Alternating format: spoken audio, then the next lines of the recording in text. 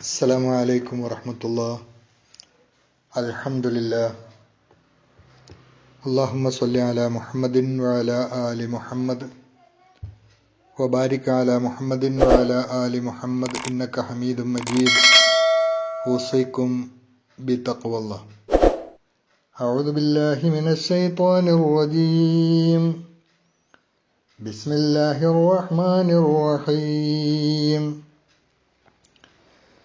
كيف تكفرون بالله وكنتم أمواتا فأحياكم ثم يميتكم ثم يحييكم ثم إليه ترجعون. അൽ-ബസീറ ഖുർആൻ പഠനവേദിയിലേക്ക് ഹൃദ്യമായ സ്വാഗതം. സൂറത്തുൽ ബഖറ 27-ാമത് ആയത്താണ് കഴിഞ്ഞ ദിവസം നമ്മൾ പഠിച്ചത്. 28-ാമത്തെ ആയത്താണ് ഇന്ന് നമുക്ക് പഠിക്കുവാനുള്ളത്. ഇൻഷാ അല്ലാഹ് ഓരോ ദിവസം 2 ദിവസവുമൊക്കെ ആയിട്ടാണ് ഒരു ആയത്ത് നമ്മൾ എടുക്കുന്നത്. അതുകൊണ്ട് കഴിവിൻ്റെ പരമാവധി ഈ അവസരം ഉപയോഗപ്പെടുത്തി ഇത് മനഃപ്പാഠമാക്കി പോകണം എന്ന് പ്രത്യേകം ഉണർത്തുകയാണ്. അള്ളാഹു അനുഗ്രഹിക്കുമാറാകട്ടെ. 28-ാമത്തെ ആയത്ത് ഒന്ന് ശ്രദ്ധിക്കുക.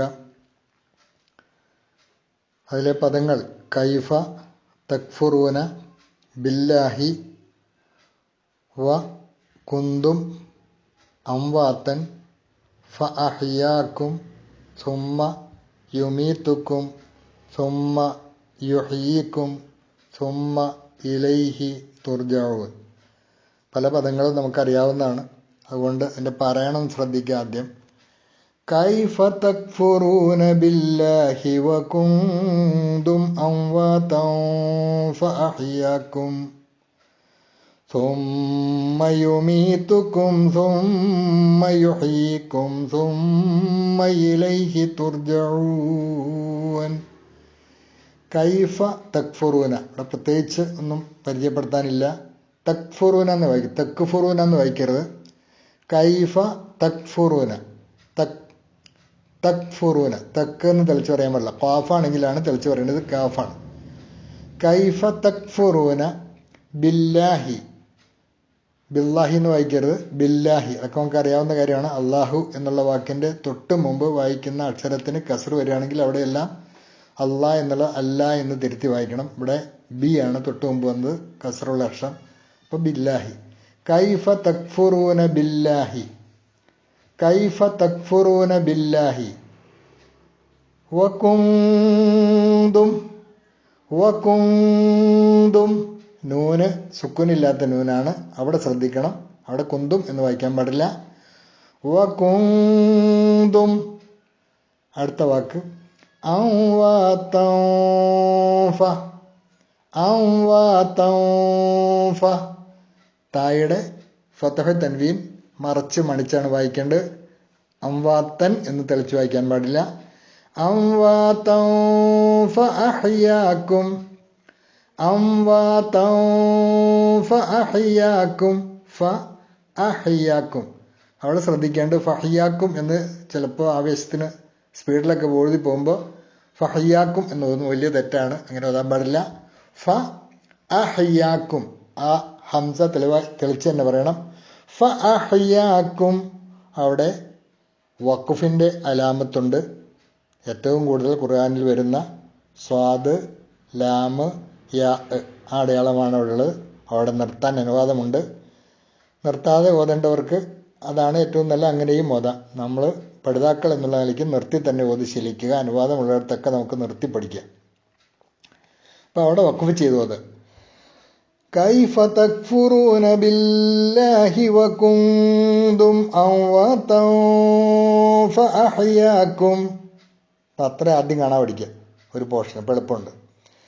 കൈഫ തക്ഫുറൂന ബില്ലാഹി വകുന്തും അംവാതൻ ഫഅഹ്യാക്കും. ബാക്കി സുമ്മ, സു, സു ആണ്, സ, സി, സു. അത് ഉച്ചരിക്കേണ്ട ഓരോക്കെ നമ്മൾ പഠിപ്പിച്ചിട്ടുണ്ട്. സു എന്ന് തന്നെ പറയണം, സു പറയാൻ പാടില്ല. സു. സോമ്മ ശബ്ദുള്ള മീം നന്നായിട്ട് മണിച്ച്. സോമ്മയുമീത്തുക്കും സോമ്മയുഹീക്കും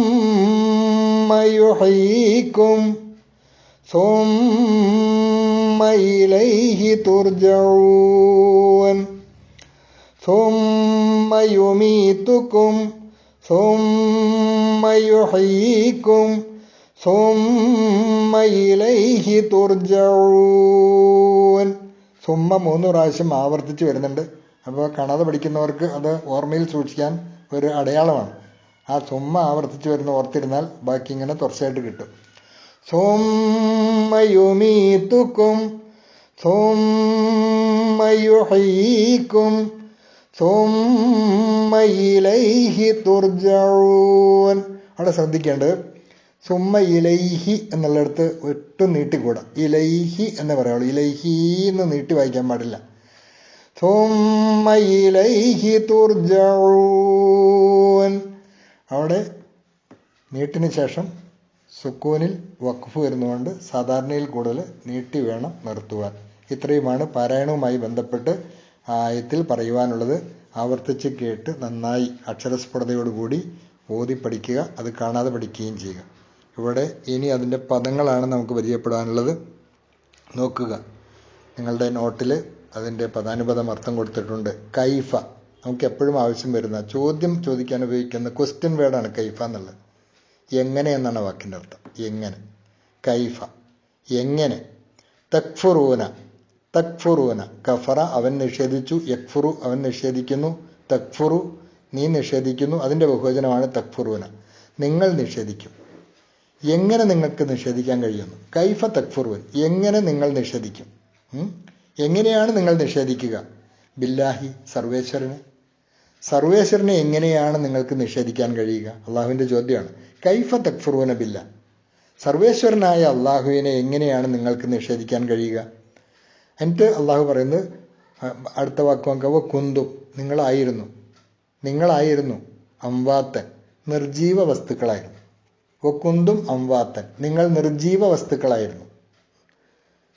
മൈത്ത് അതിൻ്റെ ബഹുവചനമാണ് അംവാത്ത്. മൈത്ത് എന്ന് പറഞ്ഞാൽ നിർജീവ വസ്തു എന്നാണ് അതിൻ്റെ.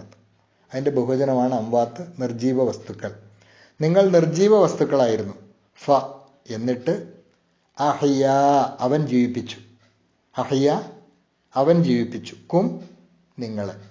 ഫ അഹ്യാക്കും എന്നിട്ട് അവൻ നിങ്ങളെ ജീവിപ്പിച്ചു. മാത്രമല്ല സുമ്മ പിന്നീട് ഈ ജീവിതമൊക്കെ കഴിഞ്ഞിട്ട് യുമീത്തുക്കും നിങ്ങളെ അവൻ മരിപ്പിക്കുന്നു. അപ്പം നിങ്ങൾ ജീവിക്കുന്ന അവസ്ഥയിലാണ്. ഇനി നിങ്ങളെ അവൻ മരിപ്പിക്കും. സുമ്മ യുമീത്തുക്കും സുമ്മ പിന്നീട് യുഹയ്യിക്കും വീണ്ടും നിങ്ങളെ അവൻ ജീവിപ്പിക്കും. സുമ്മ യുഹയ്യിക്കും വീണ്ടും നിങ്ങളെ അവൻ ജീവിപ്പിക്കും. തീർന്നില്ല. സുമ്മ അതിനുശേഷം ഇലൈഹി അവനിലേക്ക് തുർജഊൻ നിങ്ങൾ മടക്കപ്പെടുന്നതുമാണ്. സുമ്മ ഇലൈഹി തുർജഊൻ. സുമ്മ പിന്നീട് ഇലൈഹി അവനിലേക്ക് തുർജഊൻ നിങ്ങൾ മടക്കപ്പെടുകയും ചെയ്യും. ഇതാണ് നിങ്ങളുടെ ചരിത്രം. ഈ അവസ്ഥ നിലനിൽക്കുന്നിടത്തോളം നിങ്ങൾക്ക് എങ്ങനെയാണ് സർവേശ്വരനെ, സൃഷ്ടാവായ ഖാലിക്കായ അള്ളാഹുവിനെ നിഷേധിക്കാൻ പറ്റുന്നതാണ്. ഇവിടെ തുടക്കത്തിൽ തന്നെ പറഞ്ഞു അള്ളാഹു നിങ്ങൾ എന്തായിരുന്നു? നിങ്ങൾ അംവാത്തുകളായിരുന്നു, ഒന്നുമല്ലായിരുന്നു. നിങ്ങൾ നിർജീവ വസ്തുക്കളായിരുന്നു. അതായത് മനുഷ്യൻ അവൻ്റെ ആദ്യ ജന്മവുമായി ബന്ധപ്പെട്ട് ഒന്ന് ചിന്തിച്ചാൽ വിശുദ്ധ ഖുർആനിൽ കാണാം. വിശുദ്ധ ഖുർആനിൽ അള്ളാഹു സുബ്ഹാനഹു വ തആല മനുഷ്യൻ്റെ ആദി സൃഷ്ടിപ്പുമായി ബന്ധപ്പെട്ട് അള്ളാഹു പറയുന്നത് സൂറത്തുൽ ഇൻസാനിൽ കാണാം.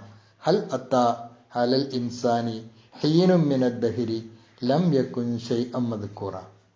സൂറത്തുൽ ഇൻസാനിലെ 1-ാമത്തെ ആയത്താണ്. എന്താണ് അള്ളാഹു പറഞ്ഞത്? മനുഷ്യനിൽ സംഭവിച്ചിട്ടുണ്ടല്ലോ ഹീനൊരു കാലഘട്ടം, മിനദ്ദഹർ ഹീനും മിനദ്ദഹർ കാലത്തിൽ നിന്നും ഒരു സമയം, ലം യകുൻ ശൈഅൻ മദ്കൂറ ആ സമയത്ത് മനുഷ്യൻ പ്രതിപാദിക്കപ്പെടാൻ പറ്റുന്ന ഒന്നുമായിരുന്നില്ല. അതായത് യാതൊരു അസ്തിത്വവുമില്ലാത്ത, ഒരു നിലനിൽപ്പുമില്ലാത്ത കുറേ നിർജീവ വസ്തുക്കളായിരുന്നു മനുഷ്യൻ്റെ ആദ്യ ചരിത്രം. അത് കഴിഞ്ഞ് വീണ്ടും കുറച്ചുകൂടി കഴിയുമ്പോൾ കാണാം അവൻ്റെ പിതാവിൻ്റെ ഒരു പുരുഷബീജവും അവൻ്റെ മാതാവിലെ ഒരു അണ്ടവും കൂടിച്ചേർന്ന്, അത് രണ്ടിനും സ്വതന്ത്രമായി നിലനിൽപ്പില്ലാത്ത രണ്ട് പദാർത്ഥങ്ങൾ, രണ്ടും വേറിട്ട് സ്വതന്ത്രമായി നിലനിൽപ്പില്ലാത്ത രണ്ട് പദാർത്ഥങ്ങൾ, അത് കൂടിച്ചേർന്ന് എൻ്റെ ഉമ്മയുടെ ഗർഭപാത്രത്തിൽ ഒട്ടി നിൽക്കുന്ന ഒരവസ്ഥ സൈഗോട്ടായി മാറി. അതിങ്ങനെ പുരോഗമിച്ചൊരു 42 ദിവസം കഴിയുമ്പോഴേക്കും അതിനൊരു സ്പന്ദനം, ജീവസ്പന്ദനം അതിനകത്ത് പ്രകടമാകുന്നു. അങ്ങനെ ഘട്ടം ഘട്ടമായി നിന്നെ സൃഷ്ടിച്ചുണ്ടാക്കിയ ആ സൃഷ്ടാവായ ഖാലിക്കായ നിന്റെ റബ്ബിനെ, ആ സർവേശ്വരനെ നിനക്ക് എങ്ങനെ നിഷേധിക്കാൻ പറ്റും? ഇത് ഒരല്പം സാമാന്യ ബുദ്ധിയുള്ള യുക്തിബോധമുള്ള ആർക്കും മനസ്സിലാക്കാൻ കഴിയുന്നതാണ്. ഇതിൻ്റെ പിന്നിൽ ഒരു അജയ്യമായ ശക്തിയുണ്ട്. അവനാണ് സർവേശ്വരൻ, അവനാണ് നിങ്ങളെ സൃഷ്ടിച്ചത്. ആദ്യകാല ചരിത്രം പിതാവിൽ ബീജോത്പാദനം നടക്കുന്നതിന് മുമ്പ് നീ എന്തായിരുന്നു? ഏതോ വസ്തുക്കൾ, നിർജീവ വസ്തുക്കളായിരുന്നു. അത് ആഹാരത്തിൽ കൂടിയോ അല്ലാതെയോ ഒക്കെ അത് സ്വരൂപിച്ച് അത് പിതാവിൽ ഒരു സ്പേം, പുംബീജമായി മാറുകയും ആ പുംബീജം നിന്റെ മാതാവിലെ ഒരു സ്വന്തമായ അസ്തിത്വമില്ലാത്ത സ്ത്രീബീജവുമായി കൂടിച്ചേർന്നുണ്ടായ ആ സൈഗോട്ടിൽ നിന്ന് ക്രമാനുഗതമായി പടച്ചുണ്ടാക്കിയ അള്ളാഹു നിന്റെ സൃഷ്ടിപ്പതാണ്. ആ സൃഷ്ടിപ്പിനെ നിനക്ക് എങ്ങനെയാണ് നിഷേധിക്കുക? അങ്ങനെയുള്ള സർവേശ്വരനെ നിനക്ക് എങ്ങനെ നിഷേധിക്കാൻ കഴിയുമെന്നാണ് കൈഫ തക്ഫുറൂന ബില്ലാഹ് വകുന്തും അംവാതൻ ഫഅഹ്യാക്കും എന്ന് അള്ളാഹു ചോദിക്കുമ്പോൾ നമ്മൾ മനസ്സിലാക്കേണ്ടത് മനുഷ്യന്റെ അസ്തിത്വത്തിന് മുമ്പ് കഴിഞ്ഞുപോയ കാലഘട്ടത്തെക്കുറിച്ചാണ്. അത് കഴിഞ്ഞിട്ട് അള്ളാഹു പറയുന്നു, അങ്ങനെ ജീവിപ്പിച്ചു, ഫഅഹ്യാക്കും സുമ്മ യുമീത്തുക്കും, പിന്നീട് എല്ലാ മനുഷ്യർക്കും അറിയാം അവൻ മരിക്കും, നിങ്ങളെ അവൻ മരിപ്പിക്കുന്നു. അള്ളാഹു പറയാണ്, ഇതേ സൃഷ്ടിപ്പിന്റെ പ്രക്രിയ ഒരു പുനരാവർത്തനമായി സുമ്മ യുഹ്യീക്കും, വീണ്ടും നിങ്ങളെ അവൻ ജീവിപ്പിക്കും എന്നാണ് അള്ളാഹു പറയുന്നത്. എന്തിനാണ് ജീവിപ്പിക്കുന്നത്? വീണ്ടും അവന് ജീവിപ്പിക്കുന്നത് സുമ്മ ഇലൈഹി തുർജഊൻ, ആ ജീവിപ്പിച്ചതിന് ശേഷം അവനിലേക്ക് മടക്കപ്പെടുവാനാണ്. ആദ്യ സൃഷ്ടിപ്പ് ആണ് പ്രയാസകരം. വീണ്ടും അതിനെ ആവർത്തിച്ച് സൃഷ്ടിക്കുക എന്നുള്ളത് വഹുവ അഹ്വനു അലൈഹി, സൂറത്ത് റൂമിലെ 27-ാമത്തെ വചനത്തിൽ അള്ളാഹു പറയുന്നുണ്ട്, അത് അള്ളാഹ്ക്ക് വളരെ എളുപ്പമാണ്. ഏതൊരു വസ്തുവും ആദ്യം ഉണ്ടാക്കുന്നതിന് പ്രയാസമുള്ളൂ, അതിൻ്റെ തനിപ്പകർപ്പ് പിന്നീട് ഉണ്ടാക്കുക എന്നുള്ളത് എളുപ്പമാണ് എന്ന് മനുഷ്യാനുഭവങ്ങളിൽ നിന്ന് നമുക്ക് തന്നെ അറിയാം. അള്ളാഹ് പറയാണ് വഹുവ അഹ്വനു അലൈഹി, അവൻ അത് നിസ്സാരമായൊരു കാര്യമാണ്, നിങ്ങളെ പുനഃസൃഷ്ടിക്കുക എന്നുള്ളത് അവനൊരു പ്രയാസവുമുള്ള കാര്യമല്ല എന്ന് അള്ളാഹു പഠിപ്പിക്കുന്നു. അത് വീണ്ടും കാണാൻ സൂറത്ത് അഹ്റാഫില്, കമാ ബദഅക്കും തഊദൂൻ, നിങ്ങളുടെ ഉൽപ്പത്തി പോലെ തന്നെ നിങ്ങൾ മടക്കപ്പെടുന്നതാണ്. നിങ്ങളുടെ ഉൽപ്പത്തി, നിങ്ങളെ ആദ്യമായി അവൻ ഉണ്ടാക്കിയത് എങ്ങനെയാണോ അതേ ക്രമത്തിൽ തന്നെ സൂറത്തുൽ അഹ്റാഫിലെ 29-ാമത്തെ വചനത്തിൽ. അപ്പം തീർച്ചയായും മനുഷ്യൻ അള്ളാഹുവിൻ്റെ അസ്തിത്വത്തെ ബോധ്യപ്പെടുവാൻ വേറെ എങ്ങും പോകേണ്ടതില്ല. സ്വത്വത്തിലേക്ക്, അവൻ്റെ സ്വന്തത്തിലേക്ക്, അവൻ്റെ സ്വന്തം അസ്തിത്വത്തിലേക്ക് ഒന്ന് നോക്കിയാൽ മതി.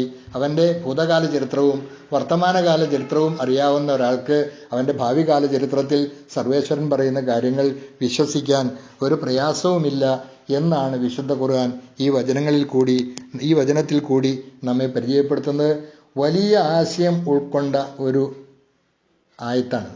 അള്ളാഹുവിൻ്റെ അസ്തിത്വം, ഏകത്വം, കഴിവ്, പുനർജീവിതം ആദിയായവയ്ക്ക് മനുഷ്യൻ തന്നെ അവന് തെളിവാണെന്ന് ഈ വചനം മുഖേന അള്ളാഹു മനുഷ്യനെ ഉണർത്തുന്നു. ഈ വക കാര്യങ്ങൾക്ക് സ്വന്തത്തിലേക്ക് നോക്കിയാൽ മതി, എല്ലാത്തിനും അവൻ തന്നെ മതിയായ തെളിവാണ്. അതുകൊണ്ട് സർവേശ്വരനെ നിഷേധിക്കുവാനുള്ള ഒരു വകുപ്പും മനുഷ്യന് അള്ളാഹു നൽകിയിട്ടില്ല. അവനെ അറിയുവാനുള്ള എല്ലാം അവൻ ഇവിടെ ഒരുക്കിയിട്ടുണ്ട്, സ്വത്വത്തിൽ തന്നെയുണ്ട്, സഹജബോധത്തിലും അതുണ്ട്.